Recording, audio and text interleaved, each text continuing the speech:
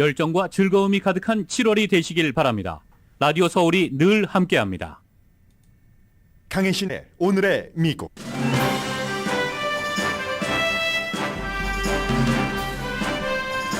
(6월에) 민간 분야에서 전문가 예상의 2배가 넘는 49만 7천 개의 일자리가 만들어졌습니다. 일자리가 많이 늘어난 분야는 레저와 숙박업, 건축 등입니다.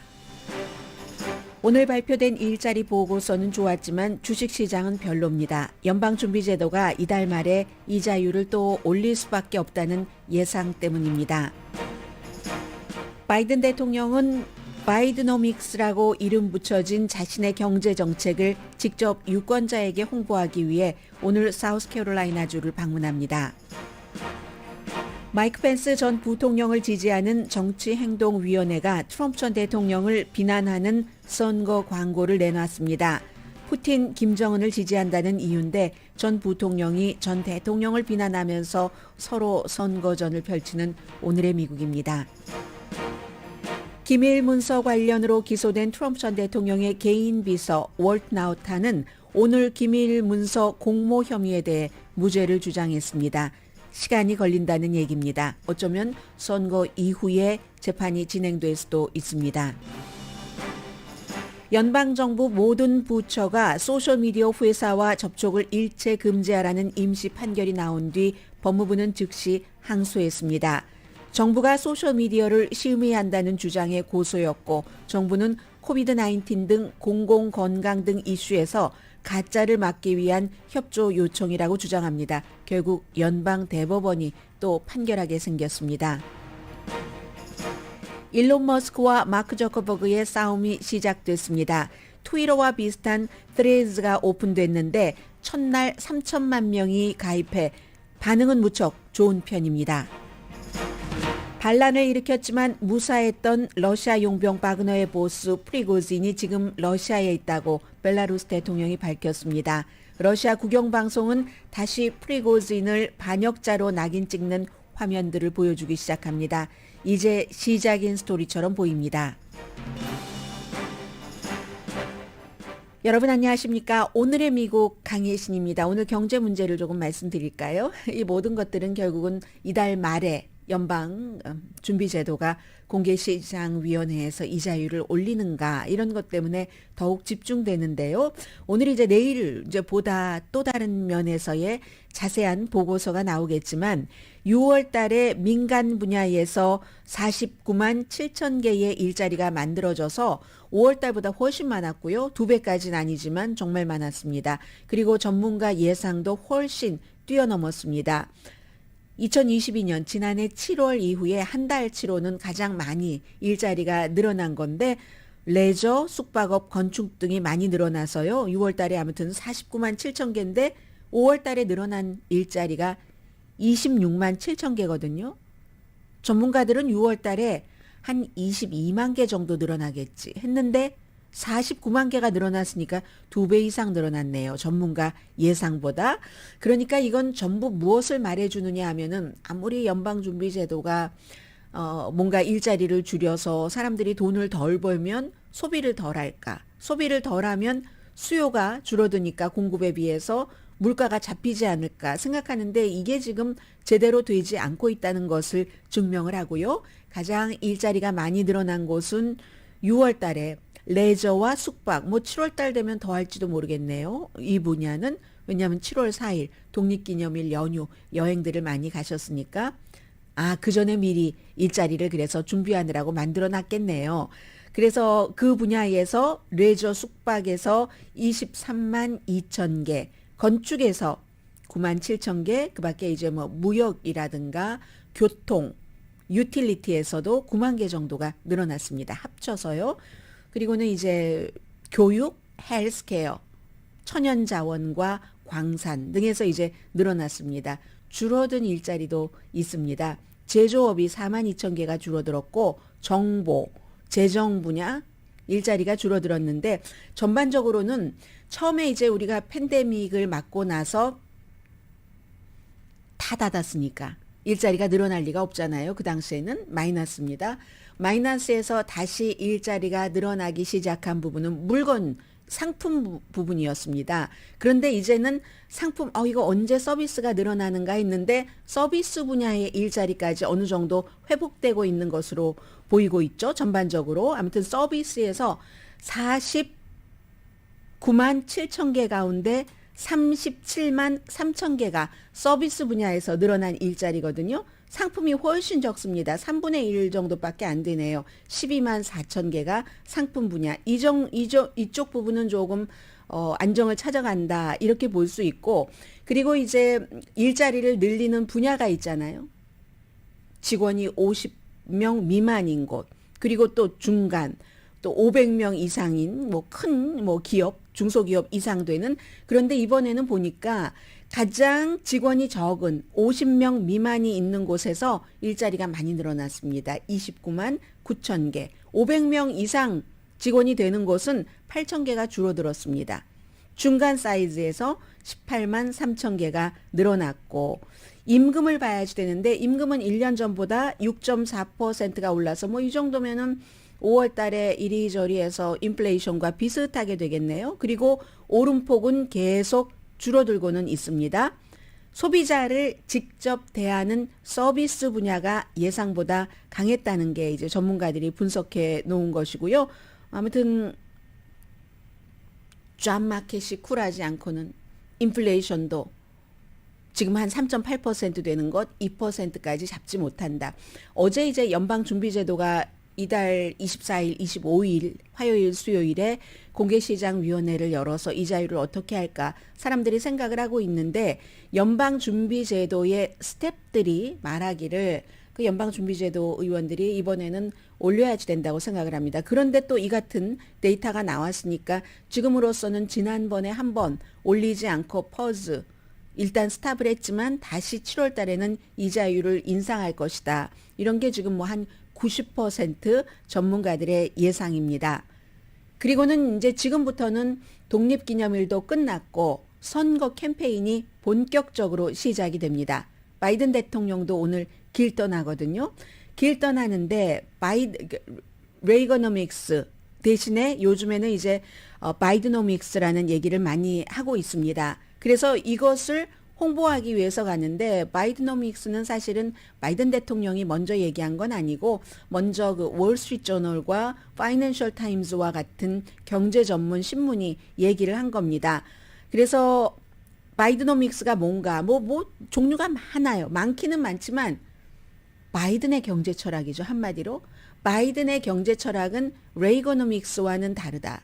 레이거노믹스가 트리클 다운, 아주 부자들에게 세금을 감면을 해주고 기업에 세금을 감면해주면 그 돈으로 다시 투자를 해서 그 회사, 그 기업에서 일하는 개미처럼 열심히 성실하게 일하는 사람에게 돌아간다. 큰 데서부터 똑똑똑 떨어져서 그렇게 간다, 경제가. 이게 아니라는 얘기입니다.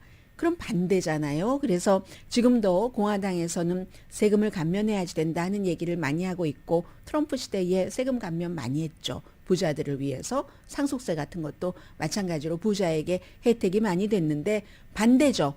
이 바이든 대통령은 기업이라든가 부자도 어느 정도의 고통 분담을 해야지 된다. 세금 분야에서는 그렇게 되고요. 결국은 그 트리클 다운이 실패했기 때문에 밑에를 올리는 그 바텀업 하는, 이게 이제 그 바이드노믹스의 중요한 점이 있고, 세금은 감면해서 저소득층과 중간층에 이득이 되게 한다는 것입니다. 그리고 이제 이걸 공화당에서는 아주 비난을 하죠. 반오일 정책도 여기 바이든 대통령의 경제 철학에 포함되어 있다. 이렇게 얘기를 하고 있는데, 오늘부터는 이제 바이든 대통령이 미국에서 최근에 굉장히 정치적으로 분열됐음에도 불구하고 초당적으로 통과시켜서 돈에 연관돼서 집행을 해야지 될 그럴 부분들이 있잖아요. 그 돈을 어디부터 쓸 것인가 하는 것을 이제 대통령이 국민들에게 보여주는 그런 이제 길떠나기, 나들이를 하게 되는데, 기간산업안도 있었고 우리가 칩 앤 과학법도 있었고 하잖아요. 그래서 그런 모든 것들이 기본적으로는 그린 에너지입니다. 바이든 시대에는. 그런데 제일 중요한 건 이제 대중들이 어떻게 생각하느냐인데, 대중들은 잘 되겠어? 실제의 경제보다도 굉장히 그 바이든 대통령의 경제 정책이라든가 경제에 대해서 하는 일에 대해서 점수를 박하게 주고 있습니다. 그래서 뭐가 잘 되겠어? 그리고 그렇게 해봤자 그 돈이 나에게 오겠느냐고. 언제 여기까지 오겠느냐고. 한인타운까지. 한인타운은 점점 어두워지는 것 같은데 라는 얘기를 하시는 분들이 많으신데 어쨌든 미국의 전반적인 경제는 그렇게 어둡지는 않다는 얘기를 하고 싶은데 잘 들어주지 않는 국민들이 많은 겁니다. 그래서 미국에 대한 투자 투어라고도 부르고 있죠. Investing in America라고 해서 경제 괜찮습니다. 더 괜찮아질 겁니다. 공화당은 아닙니다. 아닙니다. 이렇게 얘기를 하고 있고 일반인들은 공화당의 생각에 조금 더 동의를 하는 것 같고요. 아무튼 이 같은 경제 정서 데이터로 나오는 경제는 괜찮은데 실제로 나쁘다고 하는 사람들이 많으니까 그 정서를 깨기 위해서 대통령이 직접 길을 떠나는 겁니다. 기간 산업안 등 정부 프로그램으로 지출하는 것을 홍보하기 위해서 말하자면 돈 쓰는 그 프로그램의 지도를 오늘부터 보여주는 건데 제일 처음 내무부부터 시작을 합니다. 73억 달러를 뭐 한 1,300개 정도의 프로젝트에 이럴 때요. 예전에도 보면 제주감 하는 한인분들께서는 예를 들어서 LA 시정부와 계약을 해서 일을 하고 계시는 이런 분들 계시잖아요. 엄청 뉴스를 들으시면서 뭐 아주 그냥 이 머리가 뭐라고 하나요? 막 그 반짝반짝 빛이 나서 여기 어디를 가면 돈이 있을 것 같아 하고 잘 찾아서 운영을 하시는 분들이 계십니다. 그래서 73억 달러 내무부에서 그랜트입니다. 이건 돈을 그랜트로 주는 것이 1,300개 이상의 프로젝트고 오늘 이제 대통령이 이런 것 홍보할 때 어느 회사에 딱 가잖아요. 가는 회사가 70년대의 회사겠습니까? 21세기의 회사겠죠. 인페이즈 에너지라고 해서 태양열 기술 회사입니다. 태양 테크놀로지 회사인 거예요. 이 회사가 글로벌 제조업체인 플렉스 LTD와 파트너를 맺고 지역에 600개의 일자리를 만든다. 그럼 사우스캐롤라이나가요. 가장 레디스트한 스테이트 가운데 하나입니다. 사우스캐롤라이나가 그곳에 가서 보십시오. 제가 하고 있는 그 바이드노믹스 경제 정책에 따라서 여러분들 이 지역에 600개나 일자리를 만들겠어요 하고 대통령은 지금 유권자에게 직접 홍보를 하는 겁니다. 저의 경제 정책은 레드 스테이트의 작은 커뮤니티에도 통합니다 하는 것을 얘기를 해주는 거고요. 인플레이션 삭감법도 있네요. 중간층을 올릴 것이다 하는 것이고 소비자의 우리가 이렇게 데이터를 보면은 소비자 심리도 좀 좋아지고 있잖아요. 그런데도 미국 사람들에게 물어보면 3명 가운데서 1명만 바이든 대통령의 경제 정책을 지지한다고 하니까 그러니까 이제 바이든 대통령으로서는 힘든 거죠. 결국 여러 가지 이슈들 다 있지만 최종적으로는 문제는 경제야 하고 경제에 따라서 투표를 하시는 분들이 많이 계시잖아요. 나의 경제가 좋으면 지금 현 정부에게 투표를 하고 나쁘면 다른 사람에게 투표를 하고 하는 건데 제조업은 지난해 말에는 그다지 좋은 편은 아니었습니다. 팬데믹 끝나고 나서 이제 바이든 대통령 들어오고 어느 정도 자리 잡혔을 때는 제조업이 좀 화랑이라고 할 수 있었는데 최근에는 그 정도는 아니고요. 내무부가 처음으로 우리 1,300개 프로젝트에 이 정도의 돈을 73억 달러를 쓰겠습니다. 원하시는 분들 신청하세요. 그랜트 이렇게 얘기를 하고 그 다음에 이제 칩앤 과학 법안이 있고 기간 산업 법이 있고 아니라 법이 있고 다 돈이니까 그 다음에 이제 교통부로 당연히 가겠죠.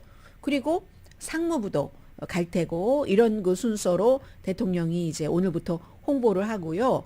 그리고 이제 어제 제가 오늘의 미국 맨 마지막 부분에 유럽과 아시아, 유라시아의 뭐 대표적인 이란, 러시아, 중국, 인도 이런 많은 국가들이 가상 그 화상 회의를 해서 어떻게 미국을 물리쳐보고 이런 얘기를 했다고 했는데 별로 크게 성공하지는 않은 것 같다고 말씀드렸고요. 의견 일치, 의제 일치가 되지 않았기 때문에 바이든 대통령은 나토에 지금 신경을 씁니다. 일요일에 뭐 영국에 갔다가 나토 리투아니아에서 74회 정상회의가 열리니까 갔다가 핀란드는 뭐 나토에 가입되니까 핀란드의 헬싱키를 가는 이런 방문으로 끝내는데 그 전에 어제 스웨덴 총리가 미국에 왔었습니다. 백악관에 와서 이제 대통령에게 고맙다고도 얘기를 하고 스웨덴도 나토에 가입하려고 하는데 지금 이게 되면은 바이든 대통령이 조금 할 말이 있는 거고 아니면 또 어떻게 될지 모르겠는데 아마 될 것으로 보고 있는 사람들이 뭐 대부분인 이상인 것 같은데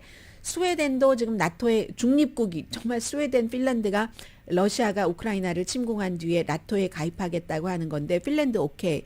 그런데 이제 이 스웨덴의 경우는 처음에는 헝가리도 조금 이랬다가 터키가 반대를 하고 있고 아직까지는 표면적으로는 대체적으로 트럼프 전 대통령과 친했던 사람들, 독재자들이 이제 반대를 했었습니다. 그래서 다 하나하나 이제 정리를 하고 터키의 에르도안이 남아 있는 건데 여기에 대해서 스웨덴 같은 나라도 원래 계속 우리는 중립이다 이런 걸 유지를 하다가 한때 나토에 가입할 기회가 있었는데 그 지정학적으로 스웨덴만 가입하면 핀란드가 아주 애매하게 샌드위치로 가운데에 갇혀 있기 때문에 스웨덴이 이건 아니지 도리가 아니지 우리 국가에 국격이 있지 하면서 안 했던 적이 있습니다. 그런데 인생이 참 묘하잖아요. 지금 핀란드는 되고 스웨덴이 안 되게 돼 있는데 결국은 스웨덴이 국가의 지도자들이 이런 걸 다 결정하는 게 아니잖아요.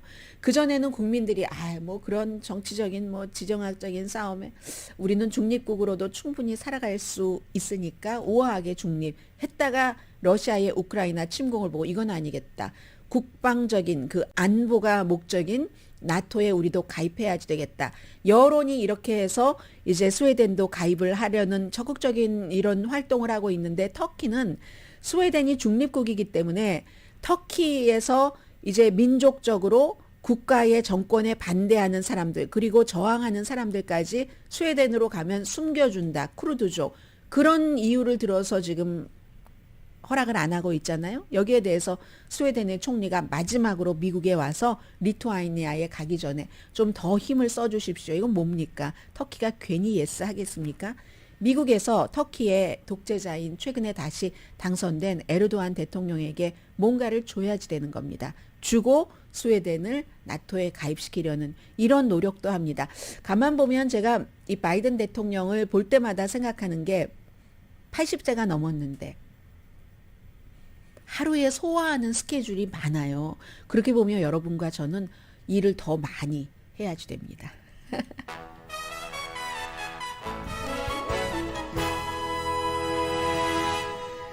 네, 저 어제 일 많이 했어요. 왜냐하면 평소에 여러분들께 이렇게 알려드리는 뉴스가 있지만 이게 다가 아니잖아요.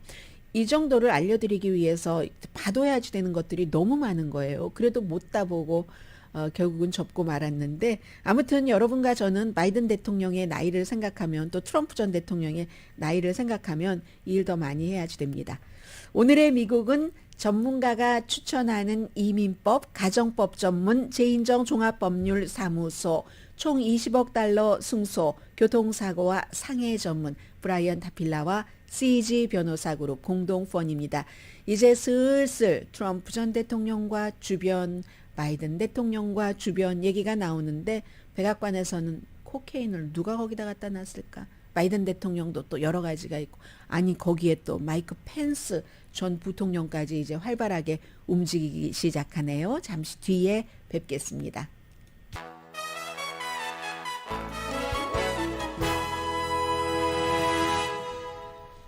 라디오 서울 방송 오늘의 미국 듣고 계십니다. 네, 이 사이트가 새로 생긴 사이트라서 그런지 이상하게 소리가 안 나오네요. 제가 뭐 말로 대신 해드려야죠. 마이크 펜스 전 부통령을 지지하는 정치행동위원회가 트럼프 전 대통령을 비난하고 선거 광고를 내놨습니다. 우리가 한국말로 정치행동위원회라고 얘기를 하고 뭐 미국 텔레비전이나 라디오 방송국에서 늘 들으실 때 슈퍼팩 하는 그게 이제 정치행동위원회라고 이렇게 번역들을 하죠. 그런데 왜 트럼프 전 대통령을 마이크 펜스 전 부통령을 지지하는 정치행동위원회가 비난을 하는가? 푸틴, 김정은을 지지한다는 이유에서 그렇습니다. 그리고 이 슈퍼팩은 직접 본인들이 지지하는 그 후보와 막 직접 뭐 연락을 해서 이거 이렇게 해도 되나요? 저렇게 할까요? 의논하고 하지는 않습니다. 그렇게 해서 하면은 그 마이크 펜스 전 부통령이 트럼프 전 대통령을 이 정도로 공개적으로 비난하는 거 아직은 안 할 것 같은데요. 그래서 미국은 그 내용을 들어보니까 미국은 깡패나 독재자들을 용납하지 않습니다. 우리는 미국은 그들에게 맞섭니다. 그리고 나서 이제 화면이 트럼프 전 대통령이 막 푸틴과 웃고 악수하고 김정은 위원장과 웃고 악수하고 하는 장면이 나옵니다. 그리고 나서는 로널드 레이건, 이제 이 사람들이 말하고 싶은 게 트럼프 전 대통령이 전통적인 적자가 아니라 공화당의 마이크 펜스가 공화당의 적자다라고 얘기를 하는 겁니다. 트럼프 전 대통령은 그렇게 따지면 서자도 아니고 자신이 공화당에 와서 새로운 기둥을 세운 사람이다. 이렇게 이제 판단들을 하고 있는 거고요. 공화당에서는. 그래서 로널드 레이건의 그 정통을 이어갈 사람은 트럼프가 아니라 펜스라는 얘기죠. 구소련의 리더인 미하일 고르바초프에게 베를린 장벽을 무너뜨려라 하는 그 장면을 이제 여기에 삽입을 했고요. 한 40초 되는 건데 이게 아이오와주에서 주말에 독립기념일 때 이제 막 마이크 펜스 부통령이 와이프와 같이 막 성조기 휘날리면서 캠페인 했었잖아요. 유권자들 속으로 들어가서 오늘 바이든 대통령이 사우스캐롤라이나주에 가서 선거 캠페인을 하는 것처럼 그런 일이 있고 나서 직후에 이 광고를 발표를 한 겁니다. 한 15만 달러 정도 된다고 하네요. 트럼프 전 대통령 입장에서는 6월 13일에 트럼프 전 대통령이 두 번째 기소된 것에 대해서 무죄를 주장했습니다. 37개 혐의, 기밀 문서 그 케이스에 대해서 그때 월터 나우터라는 그 벨레이 군인이었고 해군이었고 대통령이 물 가져와라 하면 물도 갖다 드리고 뭐 코트도 주고 콕도 갖다 주고 또 집무실 청소도 하고 했었던 40살에 이 괌에서 와서 뭐 해군 복무를 오래 했어요. 한 20년 정도 했던데 월터 나우터도 같이 그때 이제 그 기소를 하고 뭐 당연히 오늘 무죄를 주장했거든요. 몇 시간 전에. 그렇게 하려고 했는데 변호사가 없었어요. 그 당시에. 마이애미니까 그쪽에 변호사가 있어야지 되는데 트럼프 전 대통령도 어렵게 그 당시에 변호사를 구했거든요. 그래서 이제 트럼프 전 대통령과 무죄를 주장하고 그리고 그날 내내 같이 있었죠. 이제 법정에서 일이 절차가 끝나고 쿠반 레스토랑 가고 뭐 뉴저지 가고 할 때도 그런데 이 사람은 지금까지 변호사를 구하지 못했고 오늘도 몇 시간 전에서야 변호사를 구했습니다. 그래서 인정신문에 나가서 6개 혐의로 기소가 됐는데 모두 무죄를 주장을 했습니다. 거짓 진술, 그 기밀 문서에 대해서 사법방해, 아마 다 유죄가 인정되면 한 최대 20년 징역형에 처해진다고 하거든요. 처해질 수 있다고 합니다. 트럼프 전 대통령은 400년 이상이고요. 어떤 거냐면 비디오까지 있는데 이제 창고에서 5번을 박스를 옮겼답니다. 뭐 64개의 박스가 관련 박스인데 막 옮겼다가 이렇게 저렇게 하고 하는데 결국은 그 가운데서 30개 박스만 관련 부처에 돌려주고 나머지는 뭐 돌려주지 않았다 하는 이런 것에 대해서 그동안 조사받을 때 진술하고 거짓 진술하고 했었다는 혐의입니다. 고용된 변호사는 34살이에요. 34살의 뭐 형사법 전문 변호사라고 하는데 여성이고요. 2018년도에 플로리다주에서 하원 의원에 출마를 했는데 떨어졌으니까 지금 다시 변호사 하는 거죠. 샤샤 다단이라는.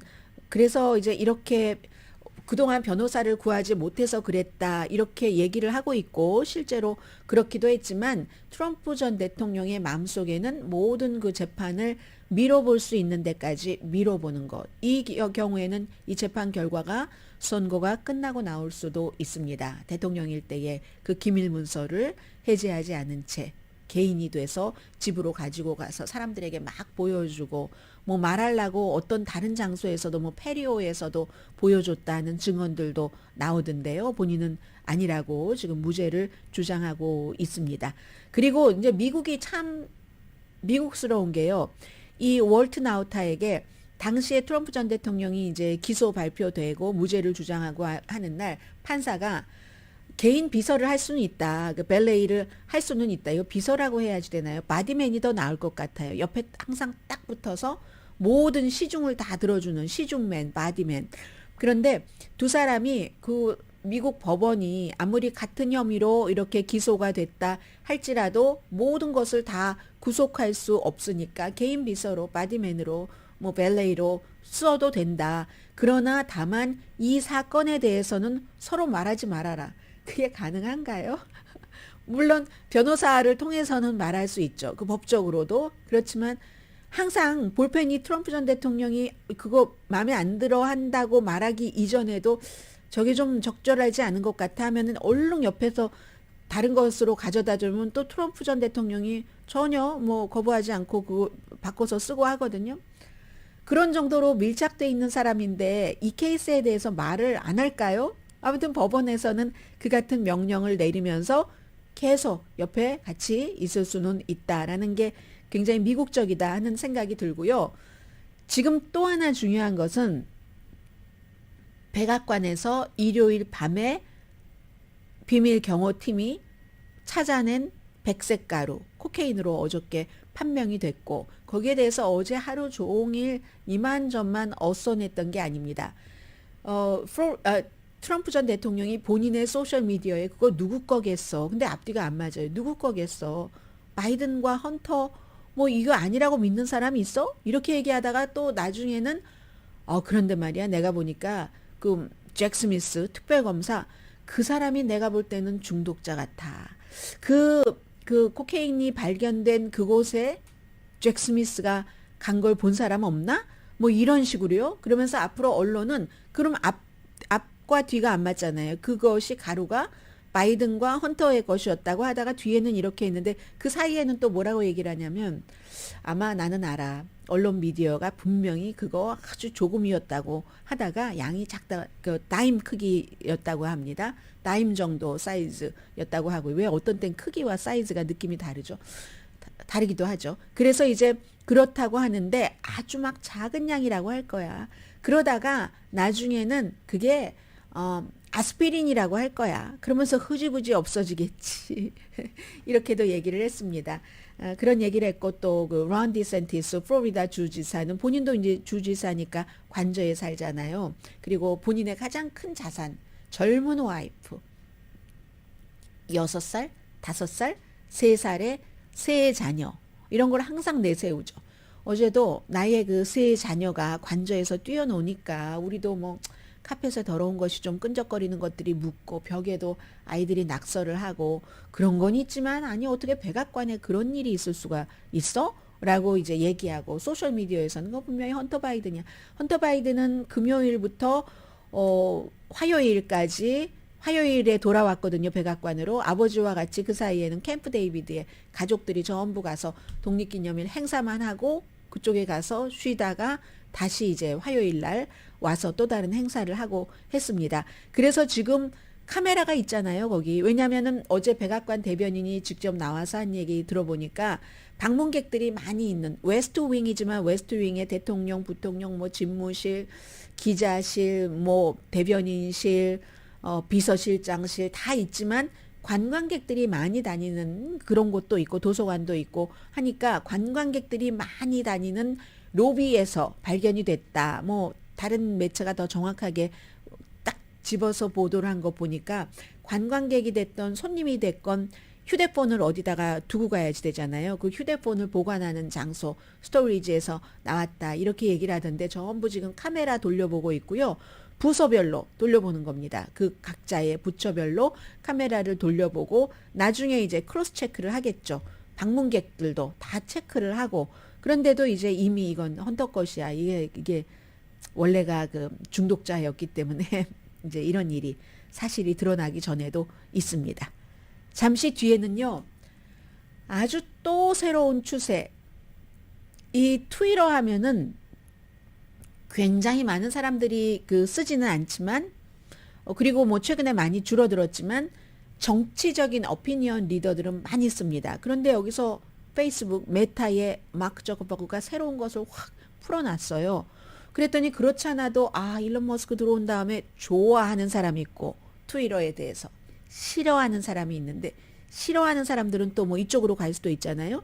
거대한 이 테크놀로지의 흐름이기 때문에 잠시 뒤에 전해드립니다. 그리고 또 하나 미국에서는요, 한 명의 지방 판사가 연방 정부 수천 명 이상을 하나의 판결로 좌지우지할 수가 있습니다. 그것도 뭐 비슷한 이슈여서 함께 전해드립니다.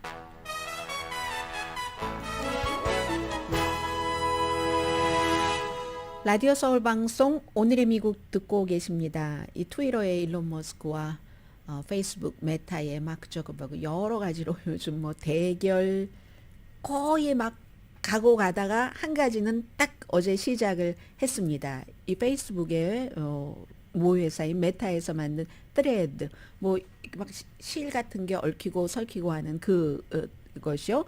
애플하고 구글 앱스토어에서 이제 여러분들 오늘 다운받으실 수 있거든요. 저도 아침에 다운받았는데 다운받으실 때 이제 THREADS입니다. 그래서 하고 나면은 인스타그램 계정을 넣으라고 해요. 그래서 인스타그램이 없으시면 하나를 인스타그램 계정을 만드셔야지만 됩니다.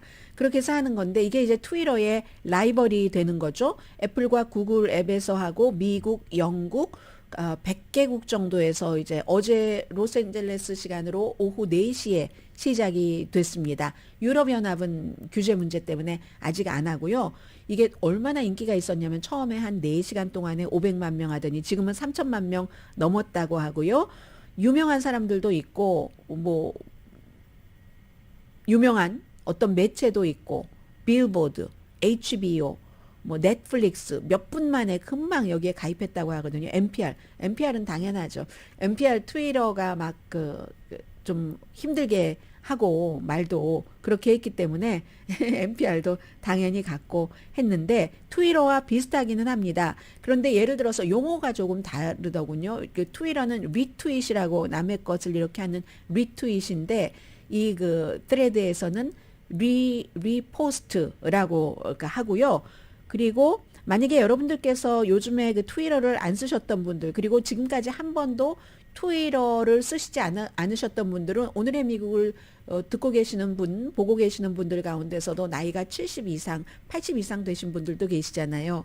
그분들이 유튜브 하시죠. 유튜브 하시면 여러분 이거 하실 수 있습니다.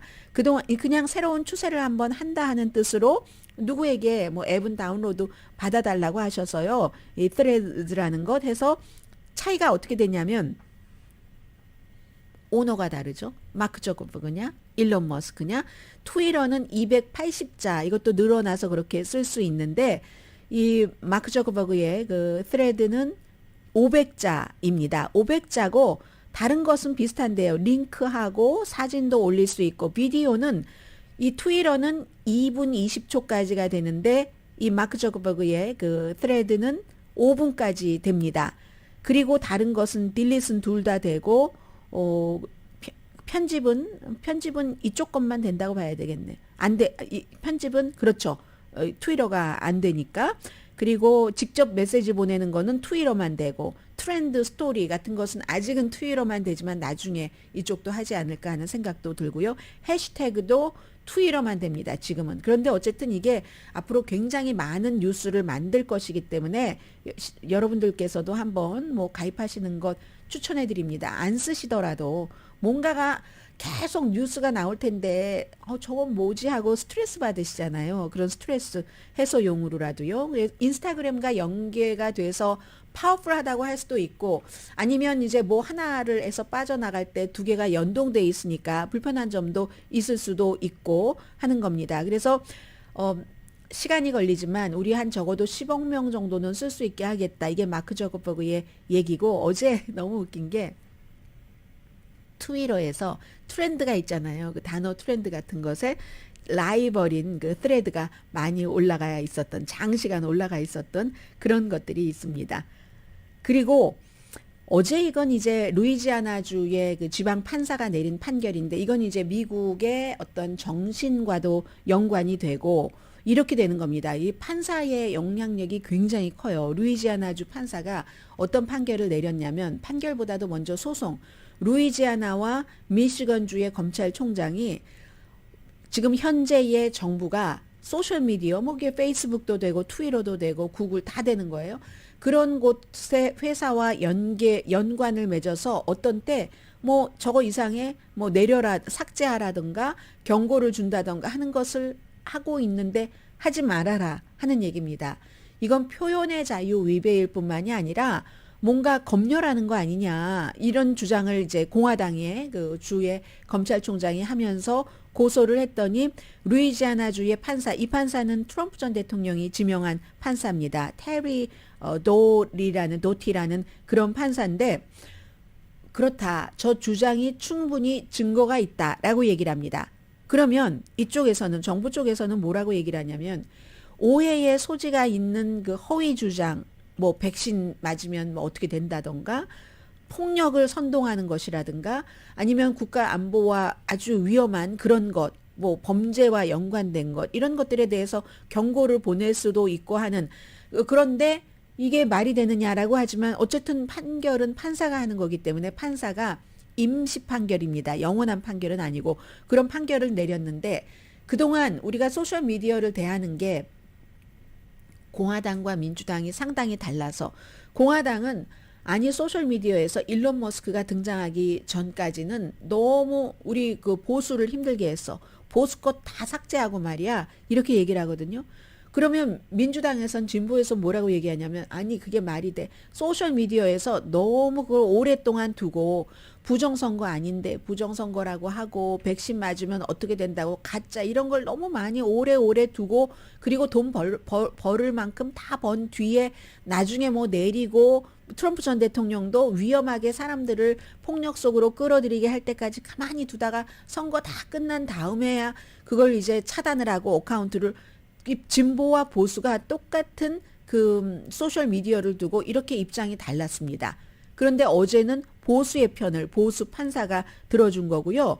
컨텐츠를 제거하거나 아니면 뭐 이걸 뭔가를 아무튼 회사에서 억제하려고 하거나 축소하려고 하거나 뭐 이런 유도할 수 있는 목적으로 소셜미디어 회사와 만나는 것에 대해서 인정을 한 겁니다. 이 판사의 경우에는 그런 거 하지 말아라. 그럼 어떻게 되냐면 보건복지부, 질병통제국, 뭐 연방수사국 또 일단 이런 판결이 내려졌기 때문에 전혀 이제 같이 그 소통을 할 수가 없는 겁니다. 어떤 경우에는 그런 소셜미디어에 뭐 한 것을 보고 범인을 잡는 경우도 있고 범죄를 예방하는 경우도 있고 하잖아요. 그러면 이게 몇몇 부처가 아니라 모든 연방정부 부처와 사람들이 소셜미디어에 접근을 하지 말라고 하니까 얼마나 큰 영향력을 미치겠습니까? 예외는 물론 뒀습니다. 국가안보나 범죄에 대해서는 예외를 뒀고 이 같은 일이 있자마자 바로 연방법무부가 항소를 했죠. 제5항소법원이니까 여기도 뭐 만만치 않은 항소법원이네요. 뉴올리언스. 아니면 적어도 항소 결정 나오려면 오래 걸리니까 항소 결정 나올 때까지만이라도 이거 해야지 된다. 국가적으로 위험한 부분이 있다. 공공 건강에도 위험한 부분이 있다. 앞으로는 더 할 수도 있겠죠. 왜냐하면 로버트 케네디 주니어 같은 사람이 민주당의 예비선거 후보이기 때문에 이 사람은 무슨 뭐 백신에 대해서도 그렇고 여러 가지 음모 같은 것을 많이 얘기하는 사람이니까요. 아무튼 그렇습니다. 그럼 이게 어디에 해당되느냐? 모든 것에 다 해당됩니다.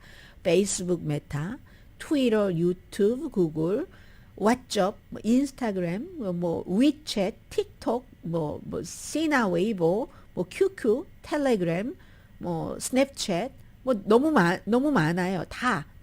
뭐 핀터레스트, 레딧도, 링크드인도 마찬가지고 그리고 뭐 뭔가 딱 질문하면 답착 주는 뭐 코라 같은 것도 그렇고 디스코드도 그렇고 디스코드가 지난번에 이제 그 젊은 어린 그 군 출신이 비밀 정보를 미국이 뭐 다른 나라 것을 이렇게 다 보고 있어 한국 것도 다 도청했어 하고 한 것을 이 디스코드를 통해서 다른 사람들에게 알렸었다는 그 디스코드고요. 뭐 트위치, 뭐 텀블러 전부 다 그밖에 이름도 잘 알려지지 않은 것까지 전부 해당이 됩니다. 이건 무엇을 얘기하느냐면 결국은 이 이슈도 연방 대법원까지 가겠네. 그리고 이미 공화당의 압력으로 뭐 코비드 19에 관한 것, 또 부정선거를 주장하는 거, 이건 얼마 전에 풀어줬잖아요. 해지했잖아요. 그런 것을 올릴 수 있도록 뭐 더 이상은 뭐 큰 뭐 영향을 미치지 않을 것 같다 등등의 이유를 들어서 해서 모든 것은 다 누구에게로요? 연방 대법원에게로 갑니다. 잠시 뒤에 이건 꼭 뭔가가 터질 것과 같은 그런 분위기를 풍기는 뉴스가 있거든요. 전해드립니다.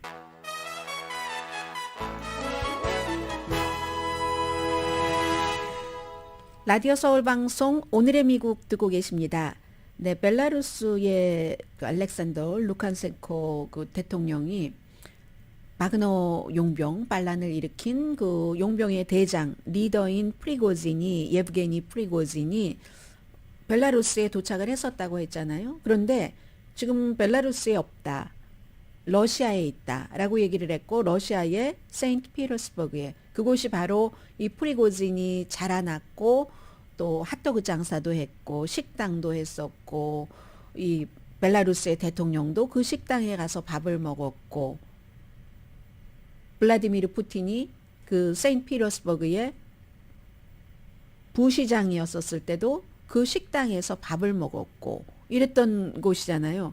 거기에 갔다 하는 거거든요. 근데 사실은 정확하게 뭐 러시아에 있는 것은 맞는 것 같은데 어디에 있는지 모른답니다.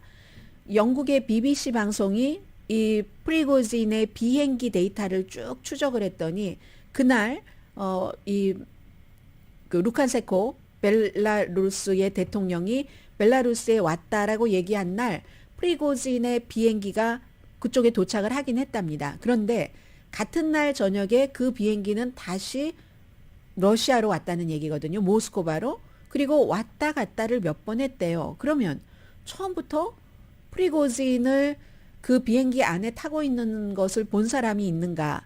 아니면 처음에는 갔어도 몇 번 왔다 갔다 할 때는 프리고진이 그 안에 있었는가? 지금은 세인트피터스버그에 있는가? 모스크바에 있는가? 이 데이터에 따르면 모스크바를 왔다 갔다 했다고 하니까요. 프리고진의 전용 비행기가 해서 어디에 있는지 알 수 없다는 거고요. 또 바그너 용병도 벨라루스에는 없다. 벨라루스 대통령이 얘기를 했는데 그러면 지금 이 바그너 용병은 어디 있는가? 며칠 전에 파이낸셜 타임즈를 보니까 파이낸셜 타임즈에 바그너 용병이 용병 부대장인가 하는 사람이 용병을 모집하는 거 거기에 대해서 딱 그 텔레그램에 홍보를 엄청 했고요. 그리고 이건 뭐 국방부와 연관이 없이 우리가 자체적으로 모집을 하는 거다. 계속 이 프리고진의 용병 모집은 되고 있었다는 얘기잖아요. 그런데 벨라루스에 없다고 하는 것이고 그렇게 되면은 그 프리고진과 블라디미르 푸틴이 반란이 일어났었을 때 벨라루스로 가는 조건으로 그래 죄를 묻지 않겠어 했던 이 계약이 맞기는 맞는 건가? 그런 생각도 하고 그리고 이제 또 하나 중요한 것은 러시아의 국영 텔레비전이 처음에는 왔다 갔다 했잖아요. 이 푸틴 대통령도 대국민 연설을 처음에 할 때 뭐 반역자다 뭐 1917년 그 사건까지 들어가면서 나라를 반역하고 우리의 뭐 군인의 등에 총을 쏘고 실제로 러시아군이 이번에 여러 명 숨졌습니다. 공군이. 그리고 공군기도 여러 대가 격추가 됐고 그 나라의 군인을 죽게 한 반란군의 대장을 용서한 거잖아요. 그런데 시간이 지나면서 보니까 이게 조금 달라지기 시작해서 러시아 국영 텔레비전에서 다시 프리고진을 비난하기 시작한답니다. 배반이다. 탐욕스럽다. 폭력적인 좀도둑 수준이다. 좀도둑은 아닌 것 같아요. 큰 도둑인 것 같죠. 만약에 도둑이라면. 그래서 이제 침대 위에 온갖 무기를 다 놓고 사진을 찍은 것. 이거 이제 러시아에서 보여주고요. 또 캐시, 또 골드바, 금괴 뭐 이런 것들 딱 찍은 것을 보여주고 가발, 위조 여권, 또 탈영병을 막기 위해서 망치로 그냥 머리를 쳐서 숨지게 한다는 그 망치, 은빛의 그 망치 같은 것들도 사진으로 보여줍니다. 그럼 바그너는 뭐라고 얘기를 하냐면요. 바그너 용병 때는 연출이다. 우리 대장은 저런 사람 아니다라고 하거든요. 이거는 너무너무 훈련을 잘 받은 몇 명인지도 모릅니다. 지금 계속 이 프리고진 주변에서 함께 있는 용병이 굉장히 훌륭하게가 좀 이상하긴 하네요. 굉장히 용맹스럽게 잔인하게 일 처리를 할 수 있는 훈련을 받은 용병들이 지금 프리고진 옆에 딱 그 배치돼 있다는 거잖아요. 그리고 푸틴 대통령은 러시아 군인을 죽였어도 어떻게 하지 못하고 전쟁도 필요 없는 전쟁이었다. 국방부는 썩었어. 라고 말해도 어떻게 하지 못하는 그런 형편에서 프리고진은 지금 어디 있는가. 아무래도 뭐가 나올 수도 있는 것 같은 그런 분위기 러시아입니다. 오늘의 미국은 전문가가 추천하는 이민법, 가정법 전문 제인정 종합법률사무소 총 20억 달러 승소, 교통사고와 상해 전문 브라이언 타필라와 CG 변호사 그룹 공동 후원이었습니다. 10시에 좋은 아침, 좋은 하루 방송됩니다. 그러니까 이 블라디미르 푸틴으로서는 모든 독재자들이 가는 길을 그대로 어떤 한 부분에서는 가는 것 같습니다. 아무도 믿을 사람이 없다는 거죠. 주변에. 물론 일반 사람들도 누구를 믿어? 뭐 트럼프 전 대통령도 아들에게 아무도 믿지 마라. 아버지인 나도 믿지 마라. 너만 믿어라. 너 자신만. 이렇게 얘기를 했다고는 하지만 독재자는 그게 남에게 속아서 속임을 당해서 어떠한 손해를 보는 게 아니라 이건 목숨이잖아요. 그래서 아무도 23년 동안 내 옆에 있었던 프리고진이 나를 배신했다면 이제 이래서 독재자가 그런 위험함을 느낄 때 어떤 행동이 나올까도 세계는 주목합니다. 강혜신이었습니다.